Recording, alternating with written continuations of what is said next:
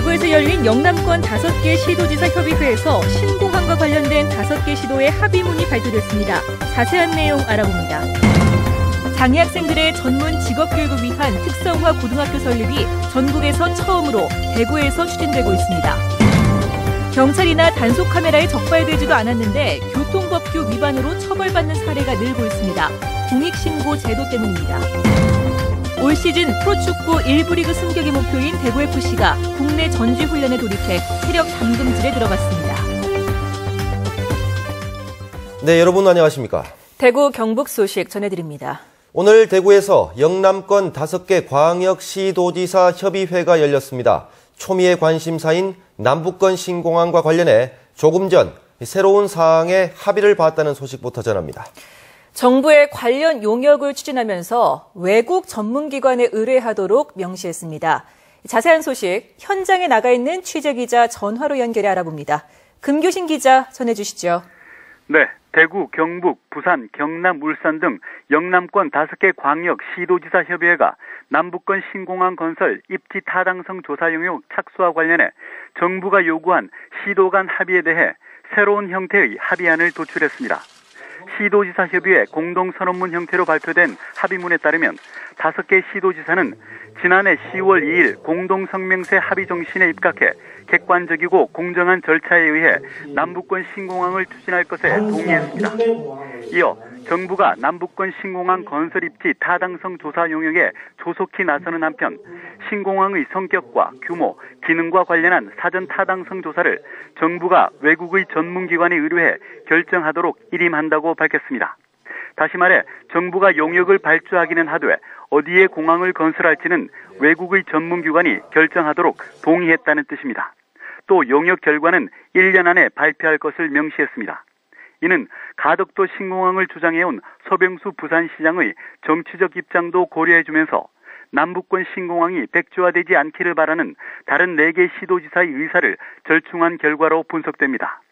이와 관련해 권영진 대구시장 등 참석자들은 수도권 규제 완화 등으로 고사 직전으로 몰리는 지역 경제를 살리자는데 시도지사들이 의견을 같이 하면서 이 같은 대승적인 결단을 내릴 수 있었다고 밝혔습니다.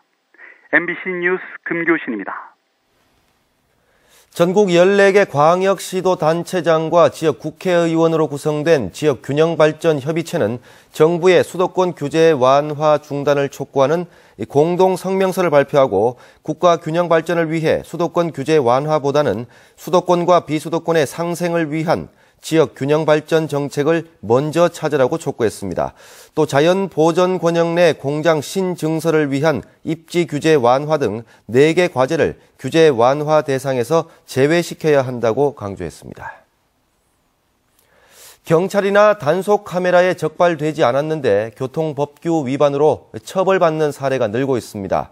공익신고 제도 때문인데 차량용 블랙박스 보급으로 시민 누구나 교통경찰이 되고 있습니다. 도성진 기자가 취재했습니다.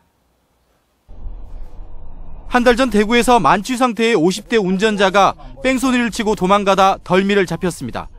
블랙박스로 촬영하며 경찰에 신고한 택시기사 덕분이었습니다.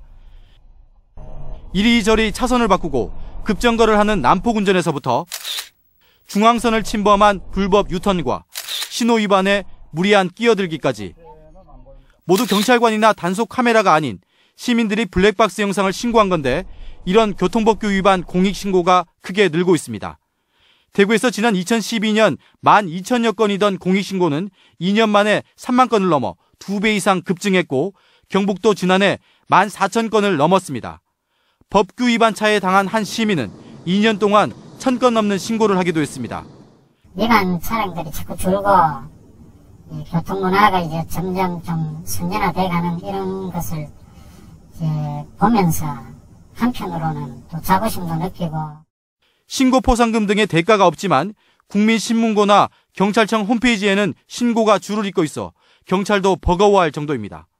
이 스마트폰이나 그 차량용 블랙박스가 대중화됨으로 인해서 위반 행위를 쉽게 촬영할 수 있는 게 원인입니다. 인센티브를 부여하는 그런 정책이 앞으로 필요하다 그렇게 생각합니다.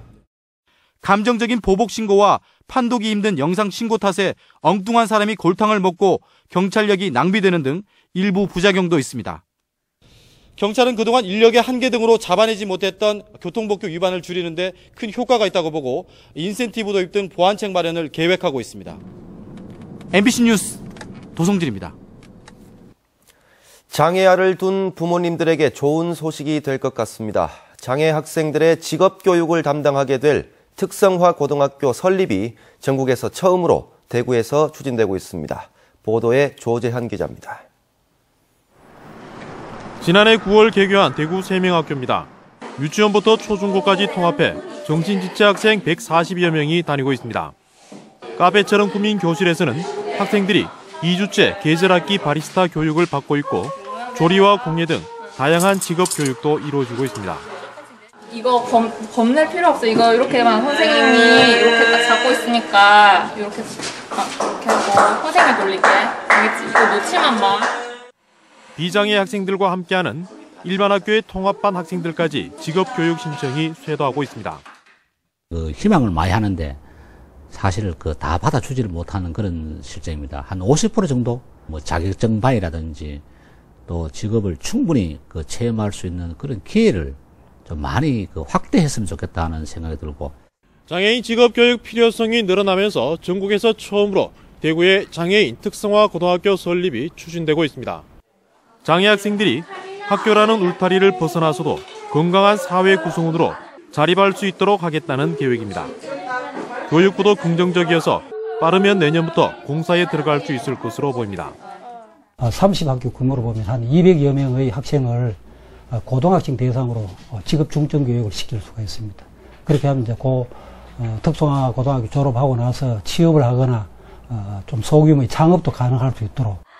해마다 전체 학생 수는 줄어들고 있지만 장애 학생은 늘어나고 있어 전문 장애인 직업 교육을 위한 특성화 고등학교가 장애인들의 자립과 재활에 도움을 줄 것으로 기대를 모으고 있습니다. MBC 뉴스 조재한입니다.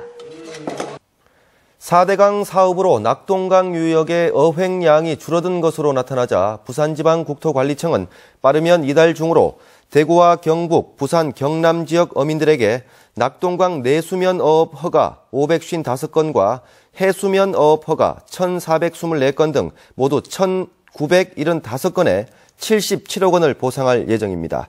이는 지난해 국토교통부가 4대강 사업 이후 낙동강 일대의 어업 환경 변화를 조사한 결과 어획량이 줄어든 데 따른 것으로 4대강 사업 이후 정부가 피해를 보상하는 것은 이번이 처음입니다. 경북 환동해권이 대한민국 창조 경제의 선도 지역으로 나아가 통일시대 북방 진출의 거점으로 육성됩니다. 이를 위해 가속기 클러스터의 저변 확대와 광역도로 및 철도망 구축 사업 등이 추진됩니다. 박상환 기자가 보도합니다. 경북 환동해권이 대한민국 창조 경제를 이끌어가는 선도 지역으로 거듭납니다. 우선 벤처 창업과 강소기업 육성을 위해 포항 창조경제혁신센터를 중심으로 예비 창업자들에게 사업 계획과 마케팅 전략, 시제품 제작까지 모든 과정이 지원됩니다.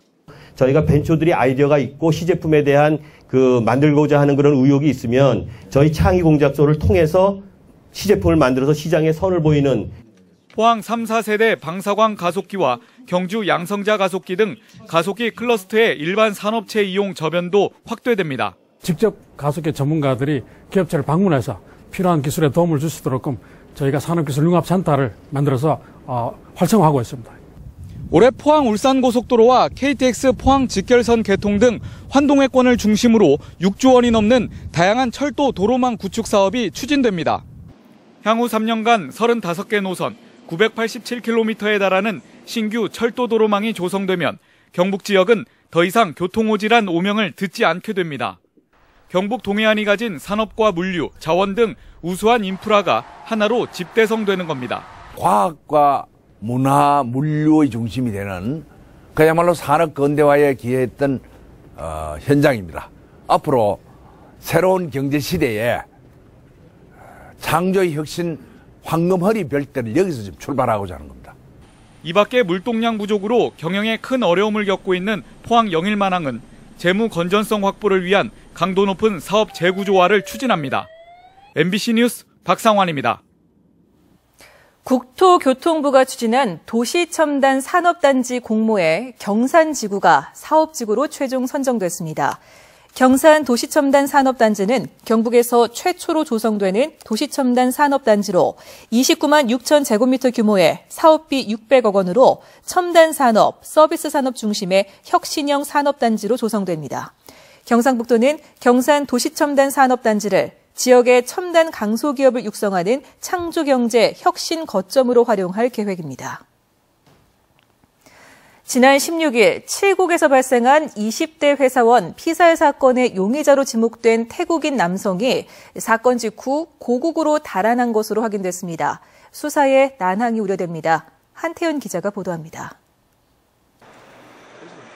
지난 16일 새벽 칠곡 석저급에서 발생한 27살 최모 씨의 피살 사건을 수사하고 있는 칠곡경찰서는 유력한 용의자로 태국인 29살 A씨를 지목했습니다. 경찰은 CCTV를 탐문 수사한 결과 외국인 A씨가 당일 새벽 3시 50분쯤 범행 현장에서 최 씨 일행과 말다툼을 벌이다 흉기로 최 씨를 찌르고 달아난 장면을 확인했습니다. 경찰은 이에 따라 사건 현장 인근 편의점에서 사용한 현금 인출카드 정보를 통해 오늘 오전 A씨의 신원을 확인하고 체포영장을 발부받아 체포에 나섰습니다.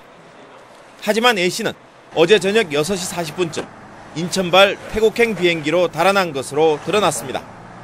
불법 체류자였던 A씨는 당국에 불법 체류 사실을 신고한 뒤 출국한 것입니다. 신원 확인을 위한 영장 발부와 거래은행의 신원 확인 절차가 휴일인 어제 이루어지지 못해 A씨의 출국을 막을 수 없었습니다. 금융계좌의 경우에 어차피 탈사 영장을 발부받았다 하더라도 1년에 분명히 유례가 나죠. 경찰은 인터폴에 A씨의 수배를 요청한 한편 추가 범죄를 막기 위해 외국인 밀집 지역에 방범용 CCTV를 추가로 설치하기로 했습니다. MBC 뉴스 한태현입니다. 올 시즌 프로축구 1부 리그 승격을 꿈꾸는 대구FC가 그 어느 때보다 혹독한 겨울을 보내고 있습니다. 지난 주말에는 권영진 대구시장이 구단 창단 이후 처음으로 전지훈련장을 찾아 힘을 실어줬는데요.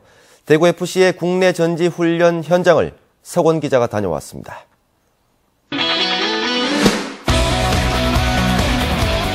여전히 겨울의 흔적이 가득한 경남 남해의 미조구장. 선수단의 열기와 표정에는 다가오는 개막에 대한 두근거림이 가득합니다. 대창단에 가까울 정도로 새롭게 꾸려진 선수단 속에서 기존 선수들의 의지도 더 새롭습니다. 감독님의 그 스타일이나 그런 축구에 대한 성향을 선수들이 빨리 배우려고 노력하고 있고, 남해 내려와서 체력적인 거나 이런 부분들을 감독님께서 많이 강조를 하셨기 때문에 그런 거에 1차적인 목표를 두고 지금 훈련에 임하고 있습니다. 체력훈련 위주로 펼쳐지는 국내 전지훈련. 숭실대를 상대로 한 새 첫 경기에선 기분 좋은 승리를 거두기도 했는데요. 승리보다 득점을 잃어가는 과정에서 한 발 빠른 모습을 보여주며 기대를 더했습니다. 국내 전지훈련은 그 선수들의 어떤 체력적인 부분, 그 다음에 조금 빨리 뭘 생각하고 결정하고 행동으로 옮기는 그 시간을 최대한도로 조금 단축시키려고 그거를 이제 좀 주안점으로 좀 보고 있어요. 1부 리그 승격이라는 목표를 함께하며 그 어느 해보다 발빠른 준비로 2015 시즌에 대한 기대를 더하고 있는 대구FC. 남해에서 시작된 대구FC의 뜨거운 겨울은 다음 달 키프로스로 이어집니다. MBC 뉴스 석원입니다. 경북대학교 교수회는 성명을 내고 교육부가 경북대 총장 후보 임용 제청을 거부한 것과 관련해 무책임한 답변과 무응답으로 사태를 모면하려 한다고 규탄했습니다. 교수회는 총장 임용 제청 거부 사유에 대해 통보 불가라는 무성의한 답변을 하고 장관 면담 요청에는 답변조차 하지 않고 있다며 그릇된 국립대학 정책을 반성하고 합리적인 정책을 수립할 것을 촉구했습니다. 새정치민주연합 대구시당은 지난주 대구시당위원장 선거에 나설 후보 접수를 마감한 결과 수송을 위원장 남치루 씨, 달서갑 위원장 김학기 씨, 달성군 위원장 조기석 씨 등 3명이 후보 등록을 했다고 밝혔습니다. 이들은 시당 대의원 대회가 열리는 오는 25일 투표 직전까지 선거운동을 할 수 있는데 오는 22일부터 이틀 동안 지역 권리당원을 대상으로 한 ARS 투표와 25일 현장 투표로 위원장을 선출합니다. 대구 도시철도 건설본부는 지난해 4월부터 최근까지 도시철도 3호선을 시운전한 결과 정상 운행에 무리가 없다고 판단해 다음 달 9일부터 영업 시운전에 들어간다고 밝혔습니다. 영업 시운전은 발권기 운행과 중앙관제, 정비 등 실제와 동일한 조건에서 시민을 태우지 않고 운행하는 것으로 2달 동안 영업 시운전을 한 뒤 세계 물포럼 개막 직전인 4월 10일 개통이 가능하도록 노력하겠다고 건설본부는 설명했습니다. 영천시는 최근 영천시 봉동 지역 일반 공업지역 조성공사 착공을 한 시행사 대표 55살 정용 씨가 오늘 영천시를 찾아 어려운 학생들에게 작은 힘이 되길 바란다며 2천만 원의 장학금을 기탁했다고 밝혔습니다. 정용 씨는 적은 장학금이 마중물이 돼서 어려운 학생들이 학업을 통해 꿈을 펼쳐나가길 기대한다고 밝혔습니다.